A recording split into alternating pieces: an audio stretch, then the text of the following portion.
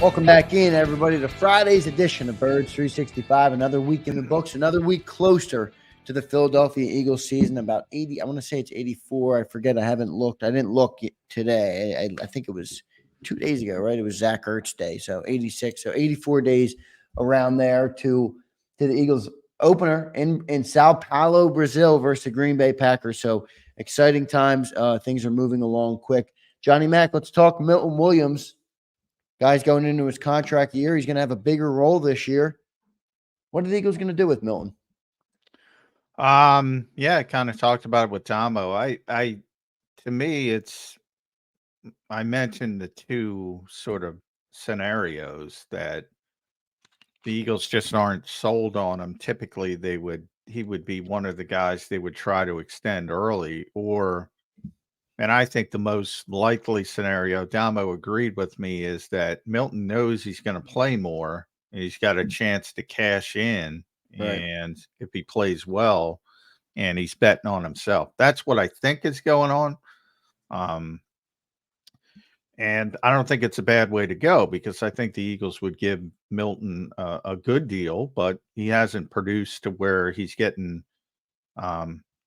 really significant kind of contract that he could get if he plays well this season. So I think that's where we are. And we'll see how it shakes out. I mean, Fletcher Cox played 720 something snaps last year. I don't have it in front of me, but it's somewhere in that range. So that's got to be divvied up between everybody else. And you hope Marlon Tui Pelotu or Moro Ajomo, one of those guys can step up and be part of the rotation. But the majority and the Eagles have already said they want Jalen Carter playing more. They want Jordan Davis playing more. So they're going to take up a big chunk of that. The conditioning has been a big aspect for both of them. But that still leaves a boatload of snaps for Milton Williams. And if he produces with them, whether it's here or somebody else, he's going to get a nice contract. So, big year for Milton Williams, to say the least. I think he's a good player. He's proven to be a good player. I'm just looking it up. 28th out of 127 from PFF in 2022. Last year was 32nd and 130.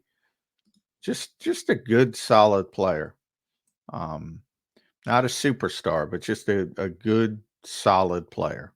Do you think it's more the evaluation of the player for why they haven't signed Milton Williams, or is it just a numbers thing where, I mean, you have a $175 million offense. You do have 2 first-round picks upcoming on the defensive on the defensive line. You know, I just wonder if even if they want to sign Milton, they might just want to hold off and reserve some capital for the extensions coming down the road, and maybe they look at that as more of a rotational piece that they can replace with another draft pick or something. Yeah, I mean, that could be the negative connotation. I kind of take it the other way. I think this is an obvious, and that's why I'm a little bit surprised that the Eagles haven't extended him, because they could get a bargain. They could buy low on Milton Williams right now. Right. If he has a good season, they're going to have to, and that's just not the way the Eagles are generally doing things. So it's one or the other. Their evaluation of the player is not that high, which is possible, or he's betting on himself because it's a two-way street. Talked about this with AJ extensively. AJ knew he could make more money by waiting, but he was okay with not waiting. Maybe, but AJ's already made a ton of money. Milton hasn't had that big contract yet. So maybe his advisors are telling him, look, dude, you're going to play a lot. You're going to make a lot of money next year. That's what I would advise him. But, there is always, you have to leave the door open that the Eagles just haven't evaluated to him at the point where we want to go all in with Milton Williams. But I don't think that's the case. If it was the case, they would have brought somebody in at that position, and they haven't. So that's why I lean towards Milton's betting on himself. You think if he has a good year, the Eagles will try and get a deal done with him? Oh yeah, of course. But it's going to cost more. That's why I Yeah. thought get it done earlier, but it's a two-way street. How quick are you allowed to extend a guy like that? You should be able to extend him right now, right? He's available to be extended. He's available for an Yeah. extension. Got to be so he's eligible. And he was one of the guys I thought might get the extension this offseason. And he might be one of those guys. You remember Jordan Mailata a couple of years ago, his first extension, not the second one. I think they did that on the eve of the regular season, or maybe Friday before the regular season. It still might be coming. So, Yeah. yeah. Yeah, we'll see how it plays out. Another guy I They wanna have plenty talk of about. room, by the way, and so money shouldn't be an issue. Even with all the contracts coming up, I mean, just the way Howie is, that's what Howie is so good at, man. The way he's structured all these contracts, they still have room. They still got plenty of room, you know. Yeah, they got plenty of room, and they know the cap, the projected cap increases as well. So Yeah, and they're that gonna keep factors going up. into it as well. Yeah. Yeah, so you could argue Milton Williams will not even be much of a dent. A couple other 1-year guys right now, a couple other guys on 1-year contracts I want to ask you about. Isaiah Rodgers, how would you think about playing him? I know we talked about maybe trading him if if you feel you can make a quick return on investment. No, But man, I said he would have the most value. well, yeah, but it also is a return on investment. I paid the guy for $1 million. He sat on the bench for a year, and then I flipped him But for a I'm criminal trying to bit. say I'm not, because I don't want that stupid Bleacher Report story out there. Sorry, this is my problem. I saw James Bradbury. Atlanta's interested in blah. Shut up with these people that do these stories. So you say one thing. That's what I'm trying to prevent. I was just speaking off the top of my head. I said obviously you're not trading Quinyon Mitchell, Cooper DeJean. And then so if you talk about, getting down to 53, you got all these corners and you want to keep corners, who would have the most value to get you something of value? Right, it'd be Isaiah. It would be Isaiah. Not that the Eagles are looking to trade him. You can blame me for that, Johnny Mac. I'm the one who was bringing up cornerback trades and stuff. Yeah, but well, in my industry, people do that all the time. Somebody at Ed Nile, it's an inside joke. Somebody at Bleacher Report, what the fuck? Who the freak is Bleacher Report? Says so and so is interested, and they basically just it's always the Eagles, right? Because the Eagles, Howie is so, but there's no inside information involved on that kind of stuff. They just throw shit out there for clicks. So if Isaiah Rodgers steps up, or at least let's just say after camp, they're like, this guy's going to be our starting slot corner. Just a hypothetical. He may or may Well, he's not be definitely that. not going to be that. He hasn't even taken a snap in the slot. So he would be the number 2. You think he has a chance to win that number 2 spot? I mean, he's in the conversation. Obviously, you have to trade Bradbury or release Bradbury at some point, and I assume that's coming. I still believe that's coming. And then it would, Quinyon would still be the favorite because he's the 22nd overall pick, and you want to get him on the field as quickly as possible. That's just the nature of the NFL. But Isaiah played so well in the spring on the outside. Kaylee Ringo played so well. If Big says, Quinyon's not quite ready yet, then it would be between Rodgers and Ringo to start week 1 against Green Bay. And Rodgers obviously has the most experience playing, not a ton, but somewhat significant snaps. I think it was 400 one year, 500 another. So somewhat significant, would probably have a slight advantage, I would say, because of the experience. Yeah, so I just wonder, because he's a guy that's going on an expiring deal. So if they think he's going to get time on the field, do they let him walk at the end of the year and go on the open market, or is it Well, somebody that you think Howie I could mean, try? look, he's coming off a suspension. That's the reason he only got $1 million. So, I mean, there's plenty of time to make that. They could extend him during the season if he's playing really well, which they would probably do or probably try to do, um, or revisit it after the season. But the Eagles tend to be proactive if they evaluate the player well. So if he's the starting corner and he plays well and doesn't give up the job, yeah, they're going to try to extend him early. Um, and But, I mean, there's no hurry to do that now. Um, you know, spring pajamas are not the evaluator that are gonna say, "Oh, we gotta rip up a contract. He's not even played a snap for the team." That's not gonna happen. No, I'm just trying to envision a world where, in the future, where if you think about it, you could have Isaiah Rodgers, Keely Ringo, and Quinyon Mitchell as your cornerbacks. This is life after Darius Life. Well, Forget don't trading forget them. Yeah, Cooper don't forget Cooper. That's DeJean. right.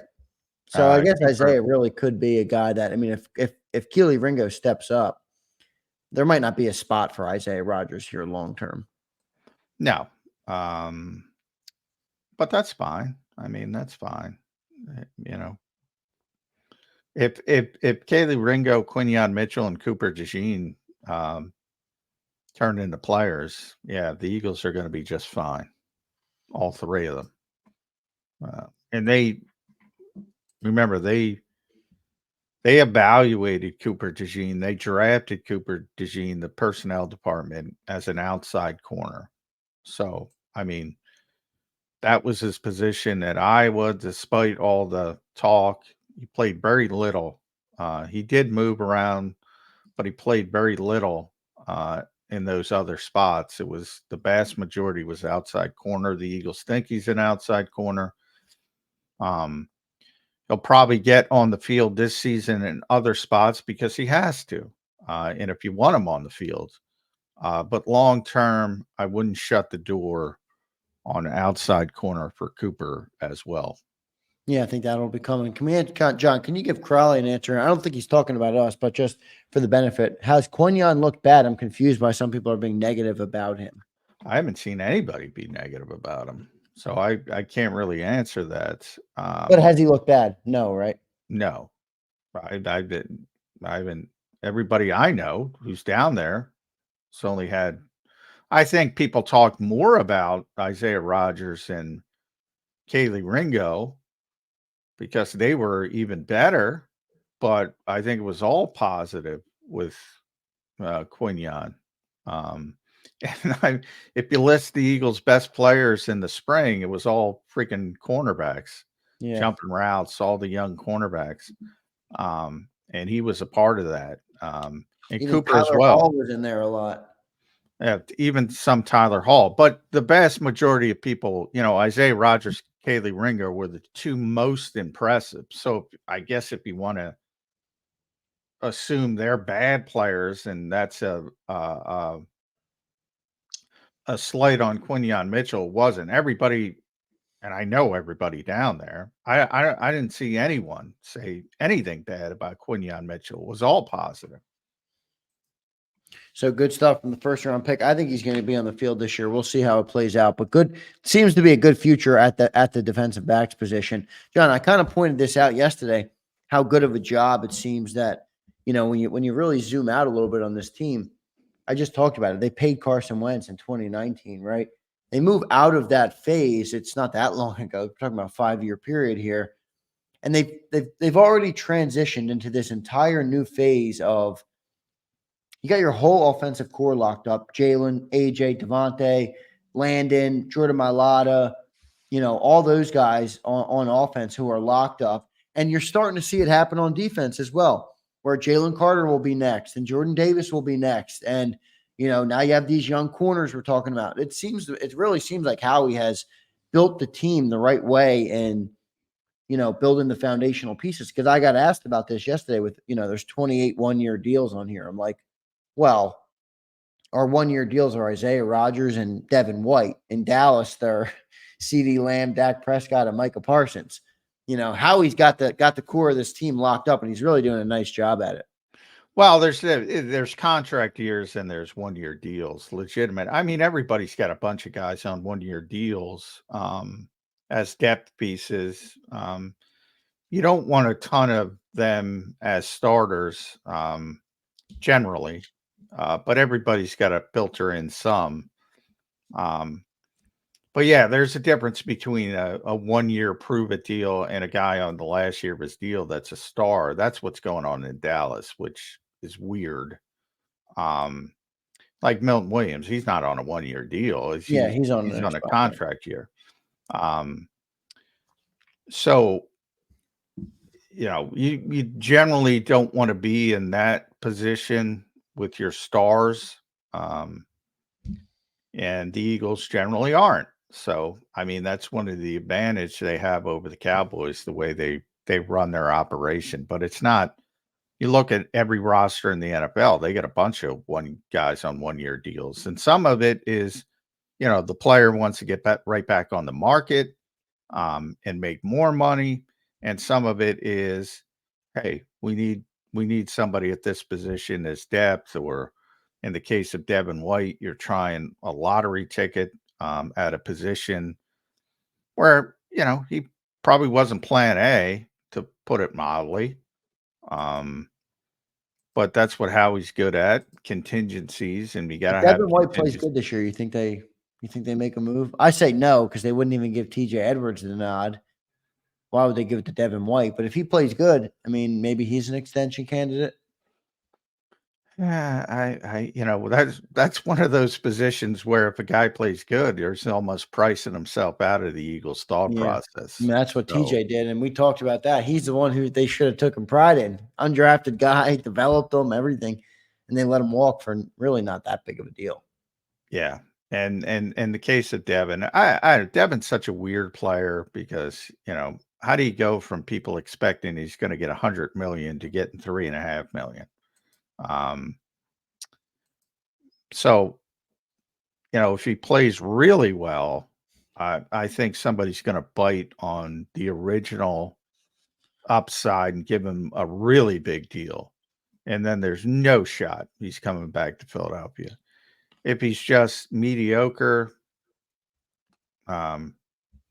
you probably want to get younger anyway. Yeah, I think, if you're a betting man, it's probably going to be one season, one and done for Devin White. Yeah, that would be my guess as well. And then one other guy on a 1-year deal I want to ask you about, because it's interesting what the Eagles could try and do with him, is Mekhi Becton, the offensive lineman, who is really a tackle, but there's been some talk about him being guard. He played some guard in minicamp. What do you think they'll try and do with him? You think he's a guy? I mean, I think he's going to command big money. I already think his value's increased just from the comments that Jeff Stoutland made about him and some of the news that have come out that he's playing guard in Eagles camp. But, remember, Andre Dillard got a $30 million contract leaving here as a backup. So, I think Mekhi Becton could get a lot of money, but it kind of seemed like he wants to be in Philadelphia, or he liked it a lot here. You think there's a room for him on this offensive line? Well, if he's starting, if he's the starting right guard, well, that he's got to. You got to play to reclimate your career. Nobody's gonna. I mean, they could have gotten him this year. Nobody's gonna. I don't know. I mean, Andre Dillard didn't really play. Well, he played enough to where there was some hope. And in the case of Mekhi Becton, he played too much. And the film wasn't great. And unfortunately, he got the deal he got, which is he can make up to 5.5. But it's even, that's incentive. That's not the actual deal. I think it's 2.5. So, he was out there. And yeah, does he love Jeff Stoutland? But if somebody offered him $10 million, he's not coming here. So there were obviously not a lot of teams were interested after what went on with the Jets. Now, if he plays and he's the right guard, and he reclamates his career, it's a whole different conversation. And he's still young enough to do that. So, but that's a big if. He's never been a guard. He mentioned he's much more comfortable on the left side than the right side. So that factors into it. But that was the Eagles' contingency. I mean, we talked all throughout the draft that, probably their number one preference was to get one of those offensive tackles who projects inside or can play inside and then kick out. And I still think, if you're being honest, and I think that shows you, if Troy Fautanu was on the board at 22, that's probably the Eagles' first selection. And he went off at 20 to Pittsburgh and Andy Weidel. That was probably their plan A. And then the contingency comes into it, and they get Quinyon Mitchell, which they're very happy with. Don't get me wrong, but I think if both of those players are on the board, they're probably taking Fautanu. And they had Becton in the pipeline. I mean, right away.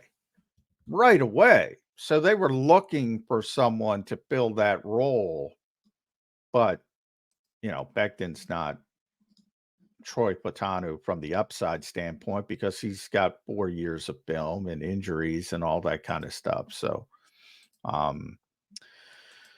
yeah, I always say contracts, they get stuff wrong. But remember, you're talking about 32 teams, not just the Philadelphia Eagles. And, Becton got the contract he got. Yeah, and then the other element of it, obviously, is the Tyler Steen. He's a third-round draft pick. So that would mean you're going to put him on the bench and let him sit there potentially for an extended period if you choose to go with Mekhi Becton at right guard, which I also think makes it more unlikely. Yeah, I mean, they want Tyler Steen to win the job. That's what I mean. He's their draft pick. Now, very few first team reps, as I said, with all 11 on 11s during the spring, and they don't have pads on, and there's no real contact and anything of that nature. And still, Jalen Carter blew up Tyler Steen on one play. So there's no guarantee that Tyler Steen is going to win that job. But that's plan A for the Eagles. They want him to win the job. And I would say now, Mekhi Becton, where he improved during the spring, I think he's plan B. I think he's surpassed Matt Hennessy. But from his own words, as I said, he said, yeah, he doesn't mind moving from left tackle to left guard, because he was playing first team left guard because Landon Dickerson was excused. And he said it was tougher to move from left tackle to right tackle. So he's more comfortable on the left side. So that factors into it as well.